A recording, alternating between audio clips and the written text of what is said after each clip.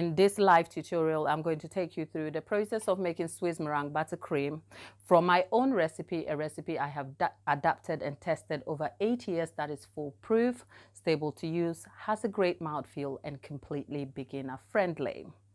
But if you haven't been here before, my name is Gladys, baker and cake artist, and over here I make simple, informative tutorials to help you navigate cake decorating easily.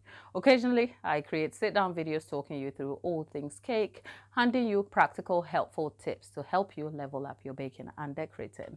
So if you're new here, hello and welcome to my cake kitchen.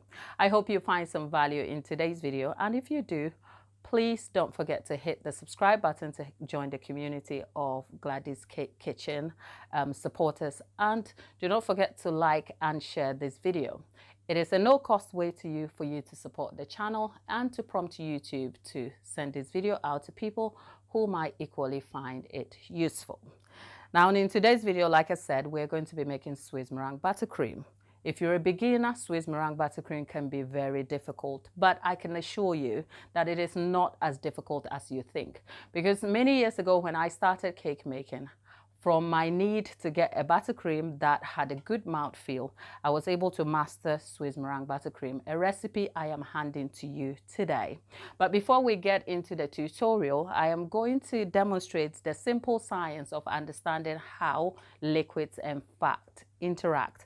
This is the key to understanding how to make Swiss meringue buttercream foolproof, so you're able to solve some of the problems that may arise in it, because at some point Swiss meringue buttercream is going to either turn soupy on you or curdle.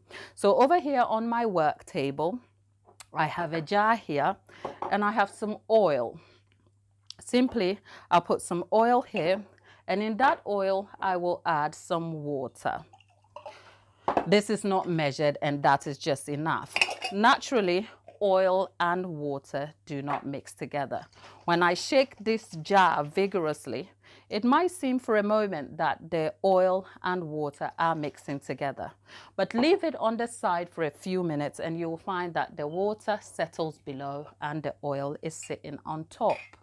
Like I said, because they don't mix together, it's going to be hard to just get this water and oil to mix. However, when I add an egg yolk into this same water and oil mixture and shake it vigorously, over time you will find that the oil and water begins to mix, and now we have a very foamy mixture here to hands. The reason why we can't see the water by itself and the oil sitting on top is simply because both have mixed together thanks to the egg yolk that has been added. Over here, the egg plays the role of a stabilizer, because suddenly this emulsion of water and oil has been stabilized by adding the egg yolk, which has managed to thicken and hold the water and oil together. With this, you could either have replaced the egg yolk with mustard and you would arrive at the same effect. Now, why am I doing this? The reason why I've done this is to give you a key understanding to how the meringue in Swiss meringue buttercream and the batter will interact and mix together. If you don't get the batter right, it is likely to melt and fall apart, causing your buttercream to be soupy. And if you keep the batter too hard, it is likely to stay harder during the mixing process, separating and causing your buttercream to be curdly. I'll explain all of that as we go along, but just remember that for the oil and water to mix, it was the egg that held it together. Back to the subject of Swiss meringue buttercream, we may never be able to use egg yolks in Swiss meringue buttercream, and that's because egg yolks contain some fats that interfere with the egg white that may cause the meringue to not rise properly. So egg yolks are not required in any shape or form, or any fat required in making the meringue until we add the batter. But with this principle of mixing the water and fat together, adding the egg yolk is where Swiss meringue buttercream becomes important. Now, in our batter here is a protein called casein. The casein is a stabilizer sort of in the emulsification process. Emulsification is simply a fancy word for two substances that has to be changed in their form for them to mix together. So the process of making cakes is essentially emulsification, where the ingredients are changed in their natural forms and are allowed to mix together for the result that one desires. So the process of making Swiss meringue buttercream is equally an emulsion, where the egg whites are changed in their natural forms and the butter added. Now the butter is the key ingredient to actually fixing some of the mistakes in Swiss meringue buttercream. Remember what I said about a stabilizer, which is in the egg yolk, which is lecithin. Well, lecithin, which has helped to stabilize the oil and fat here, is not contained in our butter, but a stabilizer called casein, which is contained in the butter, is the key ingredient that will pull our meringue liquids and the fat together, helping the Swiss meringue buttercream to come together at its end stages when you are creating the Swiss meringue buttercream.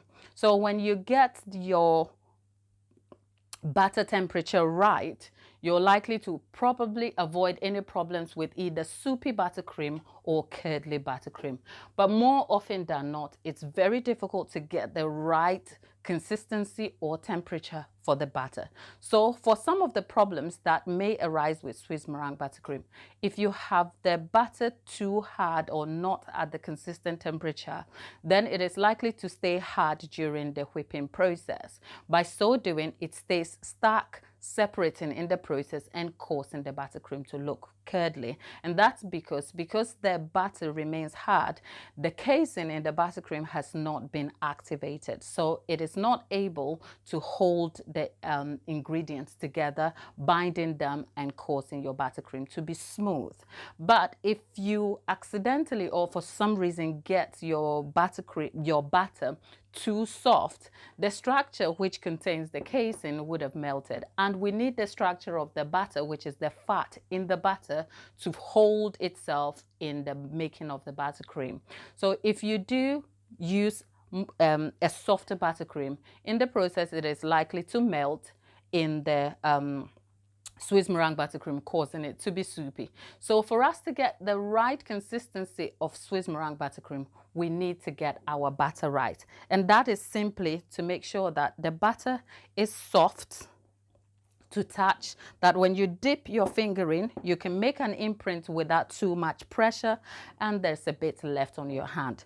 I have a video that I will link in the description box at the end of this video for you to check out. I demonstrated the consistency of butter by just spreading it over a thin slice of bread. That should be about the right consistency that one needs when you need the right consistency of butter.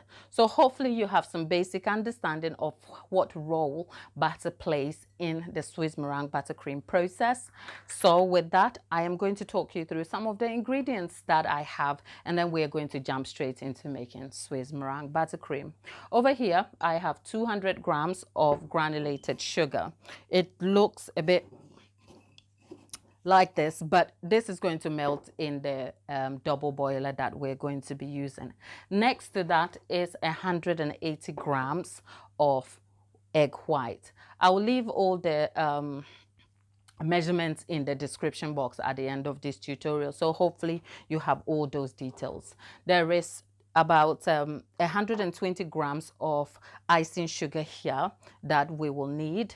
Some recipes of Swiss meringue buttercream don't require the icing sugar. I do, and the reason why I add icing sugar to my Swiss meringue buttercream is that even though it is still fairly stable and the mouthfeel is great, I have found during my process of testing and adapting that the icing sugar tends to cancel out the buttery mouthfeel of the buttercream, giving it a smooth and sweeter finish. It's not overly sweet like some of the buttercreams out there on the market, like your American buttercream. However, you can still control the amount of sugar here. So the sugar here adds a touch of sweetness. If you care, you can increase it or decrease it. But I find anything between 80 to 120 grams is about the best for me here. So that is just about that. I'll add some more information about the addition of sugar. Sugar tends to also add some structure to the buttercream and also helps to stabilize things as you go along. So that is why I use icing sugar. There are some recipes that doesn't require that, but it is neither here nor there with either of those. Another key thing with ingredient for making Swiss meringue buttercream is cream of tartar. It's an acid that it helps to unstick egg white proteins, causing the egg white to whip up better and gives it a paler, whiter look for when you're making the meringue. With the egg whites also being here, we're going to whip some air into it, causing the meringue to form after cooking it over a double boiler. The sugar in this process helps to stabilize things and also adds some structure to making the meringue better. So these are essentially all the ingredients you need for making Swiss meringue buttercream. And of course, the additional thing is butter, which is the key ingredient. For flavoring, I have chosen to go with vanilla extract, pure vanilla extract. I've spoken about my preferred choice, my preferred vanilla to use in a previous video where I compared it to another brand that I picked up on the market. So hopefully we should get a good taste and a great mouth feel here. So I'm going to move those aside and we're going to jump straight into making our buttercream. Next here, I have on my work table a stove with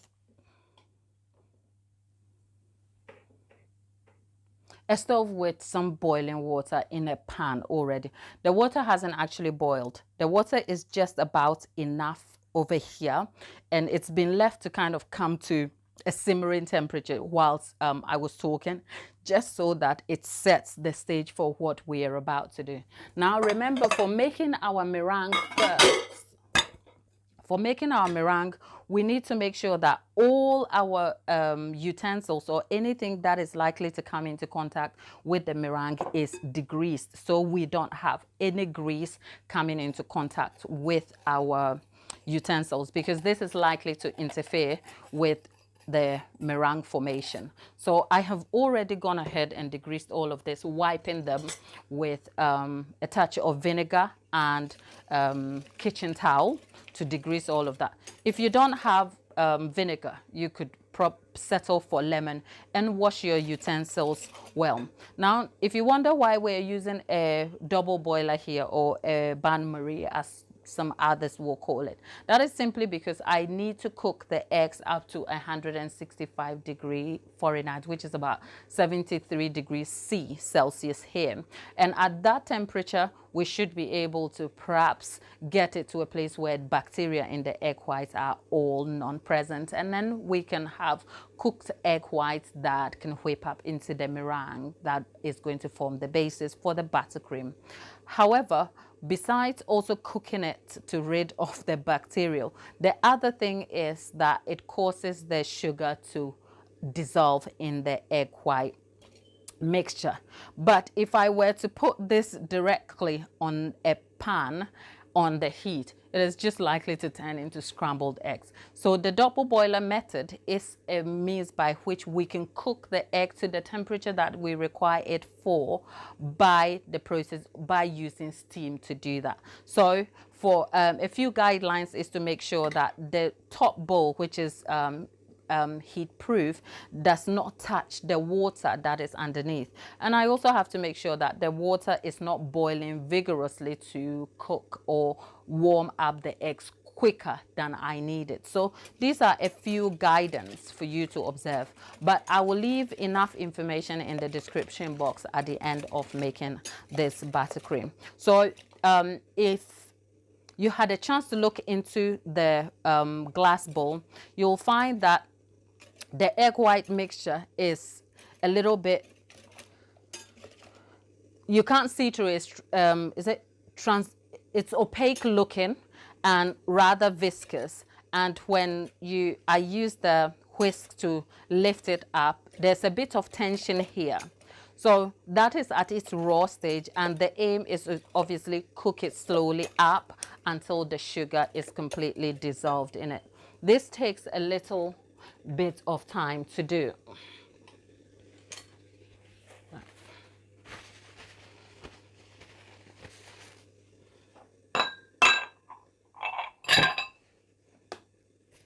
In the meantime, I am going to add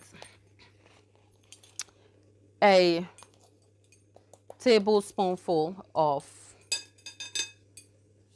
cream of tartar. This is the acid that helps to unstick the egg white proteins, causing it to whip up better.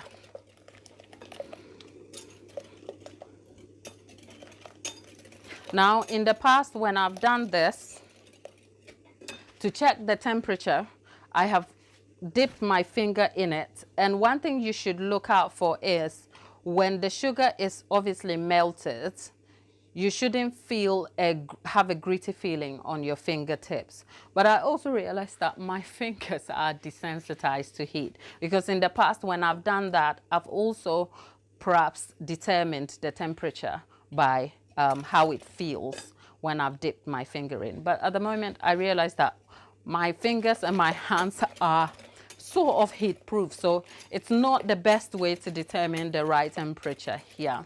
So I have a kitchen thermometer that helps me do this rather quickly. But if you don't have this is a little gadget I picked up on Amazon. It isn't that expensive. I think about $19.99.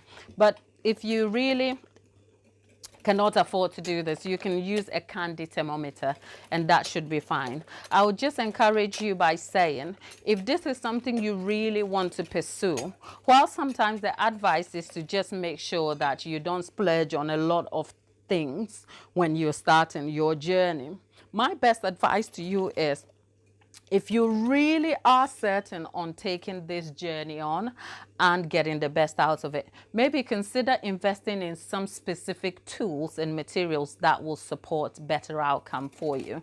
Swiss meringue buttercream is quite technical to make, so it is very important that you have the right tools. So if you can afford it, I will encourage you to pick up this thermometer or kitchen gadget that will help you determine the right temperature for your egg whites, so that you don't accidentally overcook your egg whites, because we don't want that happening at all.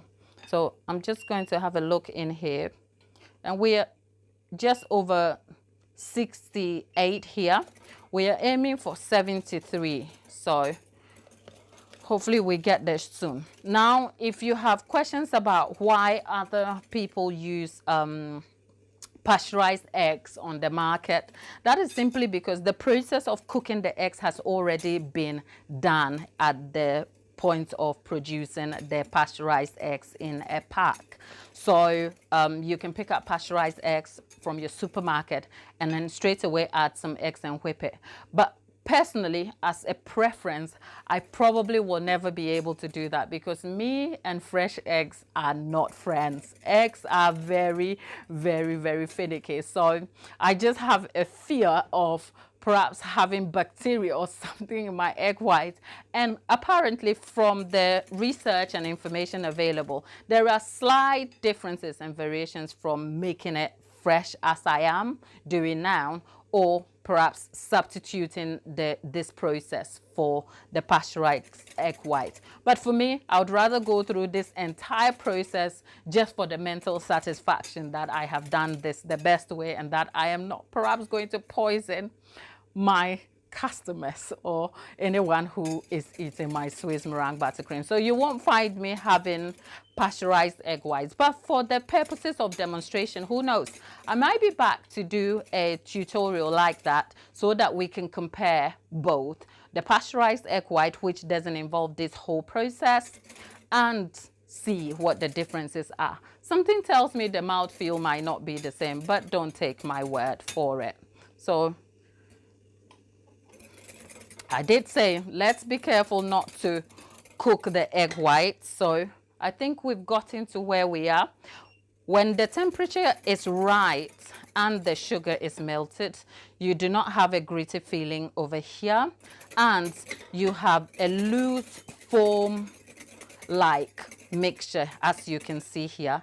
And when you try to lift it up like before, it doesn't even come up at all. So we've got it at the right temperature, and I'm going to take that off there.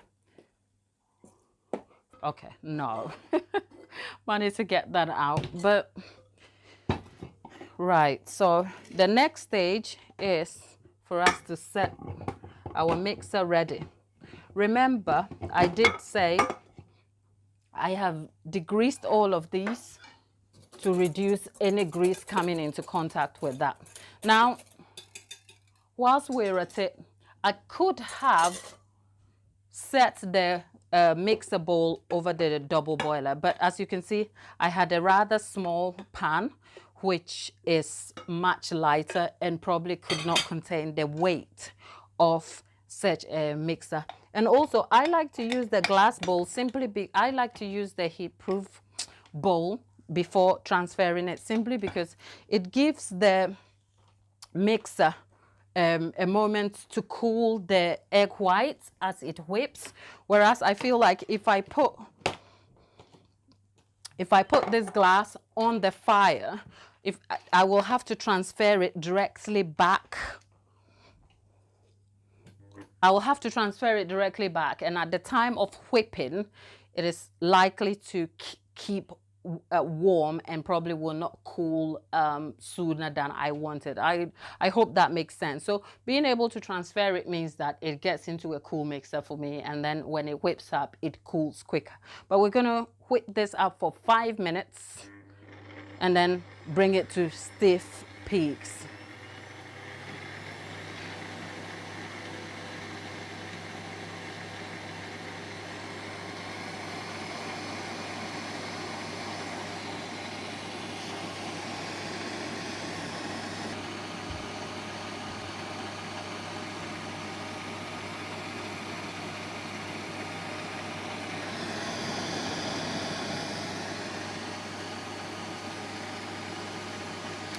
If you happen to be watching this live, what's your experience with Swiss Meringue buttercream? Have you tried it before? Have you had some failures? And if there are some other buttercreams you would like to see me make in the future, don't hesitate to leave a comment, and I'll be sure to observe that in future. So hopefully we can make some more buttercream. Also, I'll be hoping to come back and do the same recipe using pasteurized eggs, just so that we can compare and see what the mouthfeel, stability and taste is like.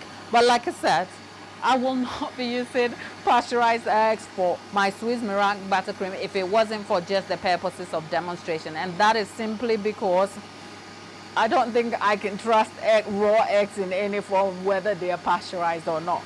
Call me dumb, but it's just a thing. So whilst we're at it, the meringue has gone through a few phases, and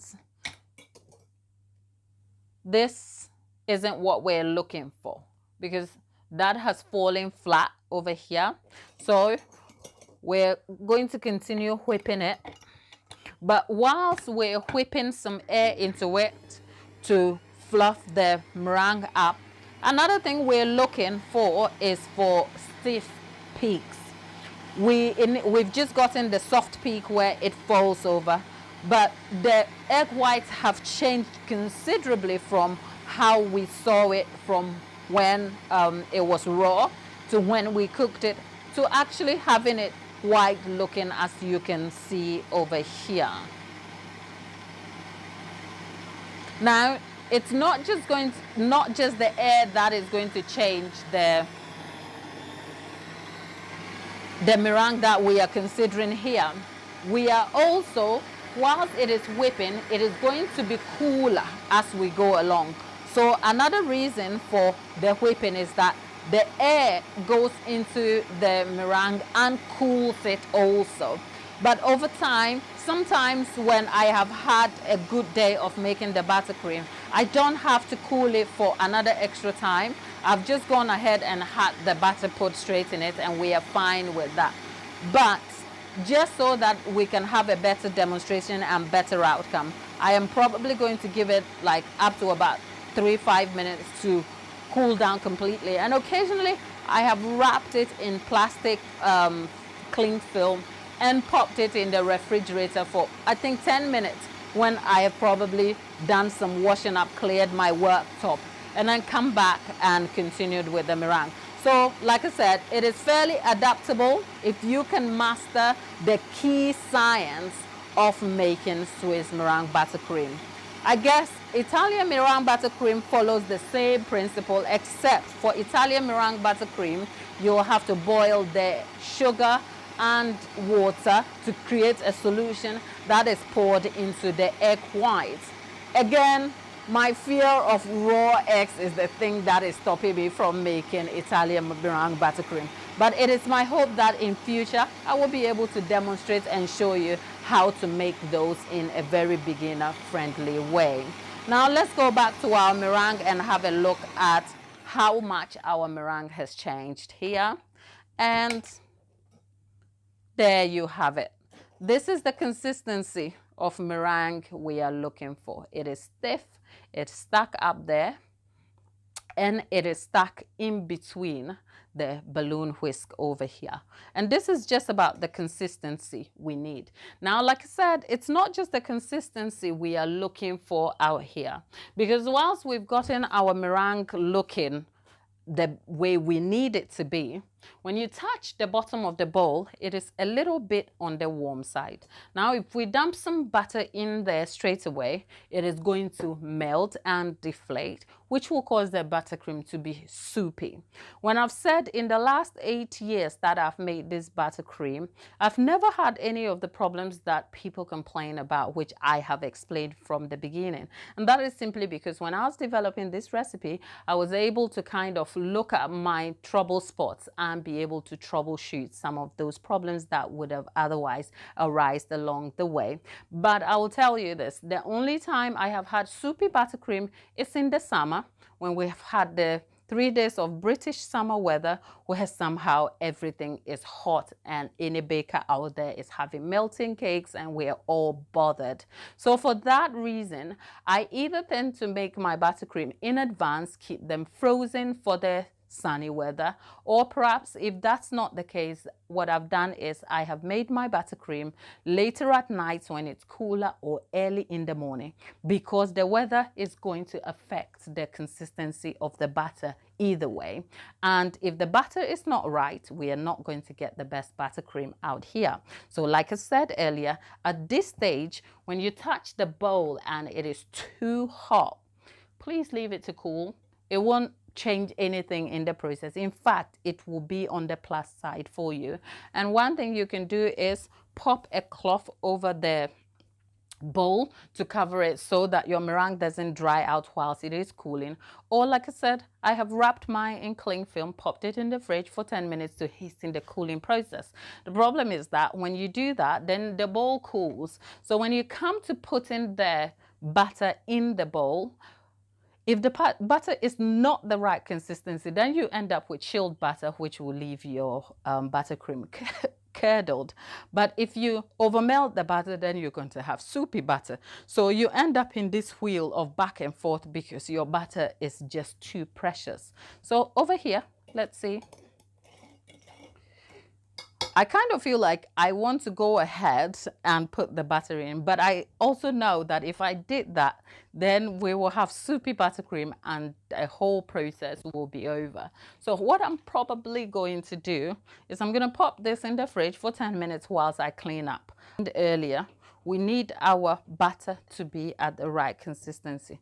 For me, the butter is right here. And when you dip your finger in, you have a firm imprint there, and there's just a bit of residue on your finger. Now, if we compare that to this butter that I took out much earlier in the day, This is a little bit on the softer side. On observation, it is quite oily, has an oily feel to it when you look at it, which means our butter is too soft to use. Now, this is completely hard, solid butter. I kind of feel like at some point I will have to demonstrate this whole process by using solid butter, just so that you can see what our result is likely to be. So the issue is that if we were to use this particular butter, the solid one, like I explained in the process of mixing the water and oil with the egg, the stabilizer, which is going to pull together the meringue and mix that with the fat, which is the butter here, the stabilizer or emulsion is contained in the butter. It's a protein called casein.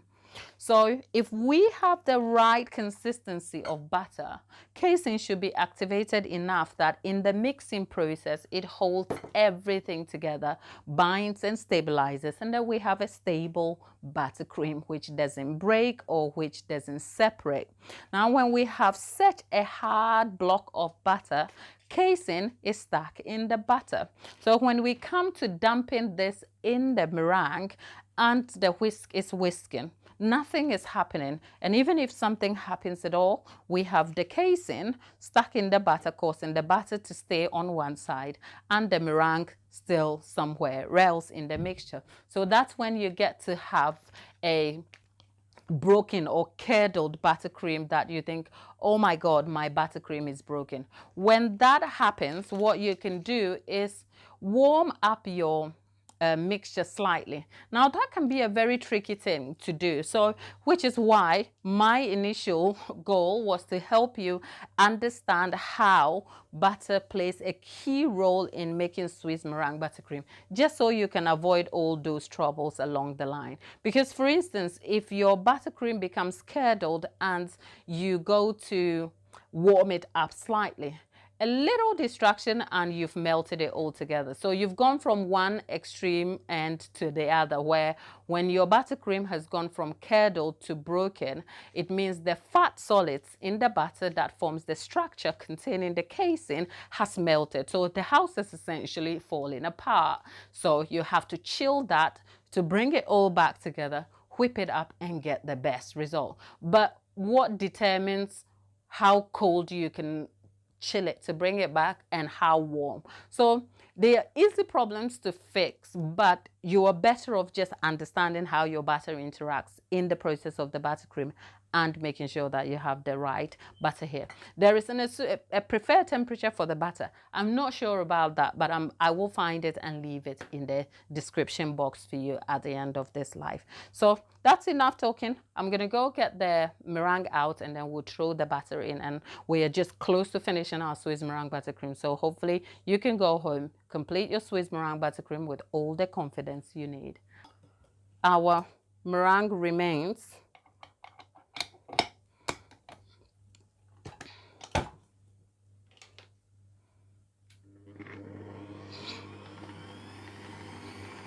Now, what I'm going to do is add in the sugar at this stage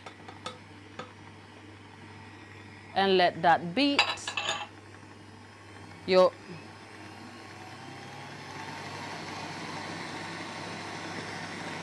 And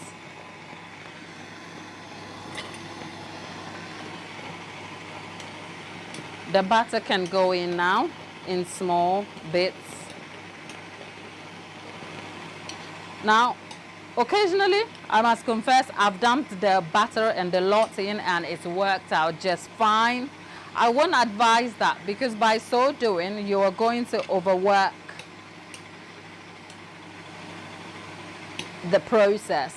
So you are just better off putting in bits,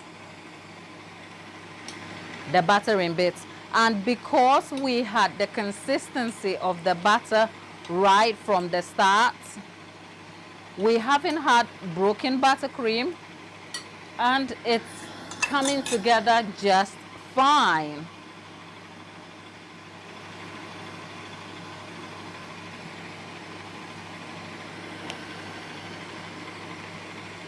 With that said, good quality butter in making buttercream is also important to improve mouthfeel.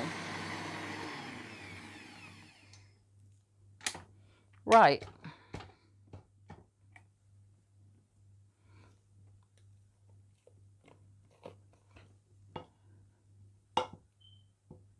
Right. So I'm glad this has happened. You can see the butter looks a little bit curdled and broken. When this happens, your buttercream is not ruined at all. In fact, it just means that it is coming together. So keep whipping. In the extreme case of this looking curdled, sometimes it can just look rather separated. But it doesn't mean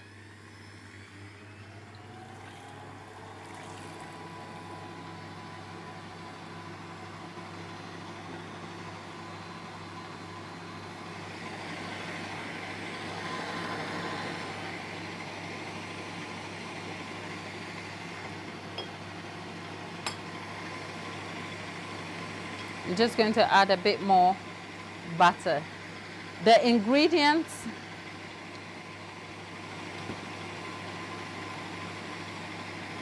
are listed below for you. Let's see.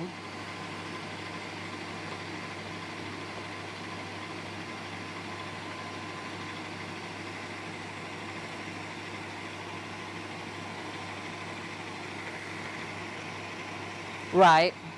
So it's all come together now and it's whipping together. At this point, I'm gonna add a touch of vanilla and from the beginning you can add a pinch of salt or swap some portions of unsalted butter with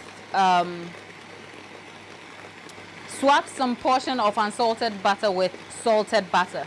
I like to add a pinch of salt to my Swiss meringue buttercream. It gives you a better mouthfeel, but if you don't prefer the salt, you can cancel it out altogether. So at this stage,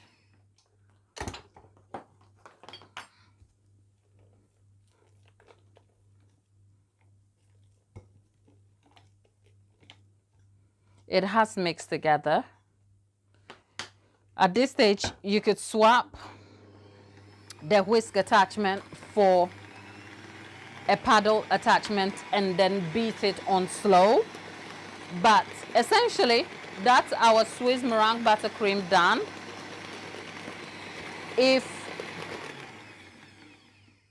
I like to let it go for a little while just so that the butter is thinned out a little bit. And maybe this time, yeah, that is a good mouthfeel for me. Because I didn't add a pinch of salt, I can feel something is missing. But that is neither here nor there. That is just a personal preference because I like to add a pinch of salt, except I didn't add it for this recipe. But there is no specific time that the salt can be added, except don't do it now that the buttercream is done, because then you can feel the grit inside. But either way, this is our Swiss meringue buttercream, and for me,